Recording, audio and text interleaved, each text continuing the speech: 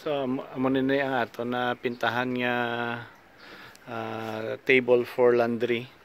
Amo ni ang sa tabletop. Tapos diri ang space sa dalom para sa laundry basket nga slide lang di ang sa may kuan. Nakapatong na ni sa simento. Tapos ini diri may butang tali nga plywood. Kag pintahan taman kay diri nang butang mga stocks. So ining ang open space nga ini diri na di butang ang aton nga washing machine. Ang washing machine nga plano ta baklon ang kuan ng front load. Amo ning isulod ta da sa babaw may plywood na diri.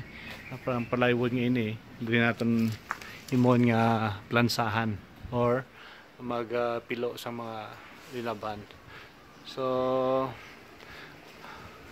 ano lang, subscribe lang para sa update sining project. Okay? Hindi maguya-uya